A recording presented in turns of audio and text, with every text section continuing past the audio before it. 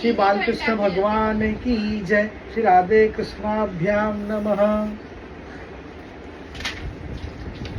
श्रीमद् भागवत निरोधत्तोपते प्रणा तदातम तत कृतान गुणान अंतम प्रविष्ट आधत्त एवं दे गुणानम परम।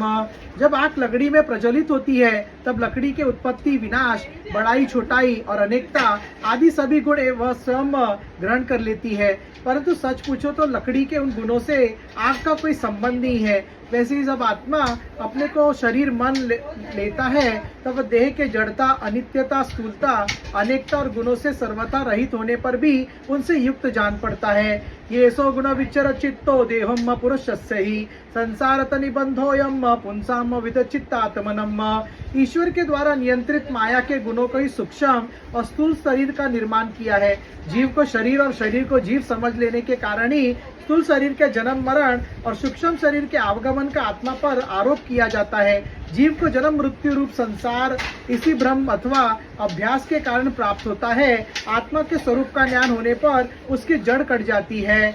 तस्मिन् जागृते आत्मनातमस्तत्तम केवलम परम संगमे निरस्तेत स्वदस्तो बुद्धियम यथाक्रमम।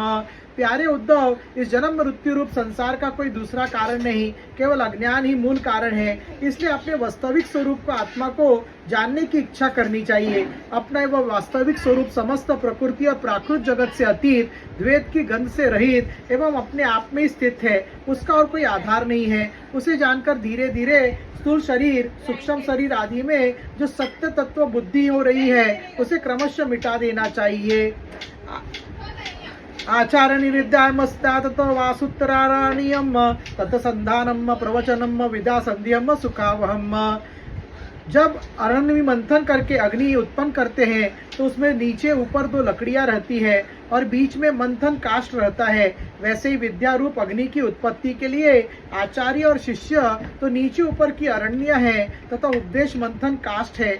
इसमें जो ज्ञानाग्नि प्रज्वलित होती है वह विलक्षण सुख देने वाली है। इस यज्ञ में बुद्धिमान शिष्य सदगुरु के द्वारा जो अत्यंत विशुद्ध ज्ञान प्राप्त करता है वह गुणों से बनी हुई विषयों की माया को भस्म कर देता है। तत्पश्चात वे गुण ही भस्म हो जाते हैं जिनसे कि संसार बना हुआ है।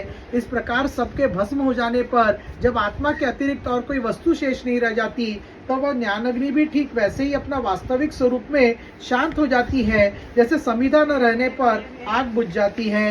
यहाँ तक ये बात स्पष्ट हो गई कि स्वयं प्रकाश ज्ञान स्वरूप नित्य एक ही आत्मा है। कर्तृत्व, भोक्तृत्व आदि धर्म देह के कारण है। आत्मा के अतिरिक्त जो कुछ है सब अनित्य और मायामय है। इसलिए आत्मज्ञान होते ही समस्त विपत्तियों की मुक्ति मिल जाती है। अतेषाम कर्म कृतानम भोक्तृणाम सुख दुःखयोम नानावमत्थ नित्यदातम लोकाकलागतम नानम। प्यारे उद्धव, यदि तुम कदाचित कर्मों के कर्ता और सुख दुखों के भोक्ता जीवों को अनेक तथा जगत, काल, वेद और आत्माओं के नित्य मानते हो, साथ ही समस्त पदार्थों की स्थिति प्रवाह से नित्य और यथार्थ स्वीकार करते हो तथा समझते हो कि घटपट आदि ब्रह्म आकृतियों के भेद से उनके अनुसार ज्ञान ही उत्पन्न होता है और बदलता रहता है, तो ऐसे मत के मानने से बड़ा अनर्थ हो जाएगा। क्योंकि इस प्रकार जगत के कर्ता आत्मा की नित्य सत्ता और जन्म मृत्यु के चक्कर से मुक्ति भी सिद्ध न हो सकेगी।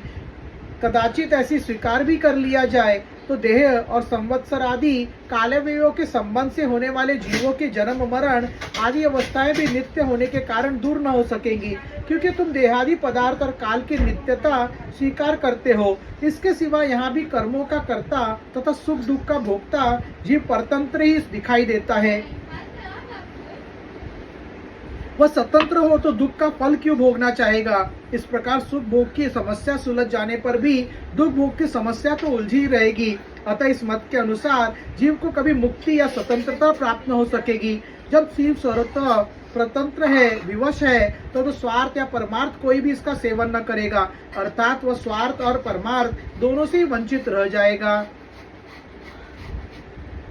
मन्यसे सर्वमानम संस्थापतोपपति की यथा ततत कृतु भेदेन जायते विभत्ते च धियम एवं यंगम सर्वशाम देहिनाम देय गोतम काल व्यवतम संति भावा जन्मोदो सुकृत अत्रापि कर्मनाम कर्तृस्वातत्रम च लक्ष्यत भोक्तुश्च दुख सुखो को वन्यवर्तो विवशम भजेत सन। श्री बालकृष्ण भगवान।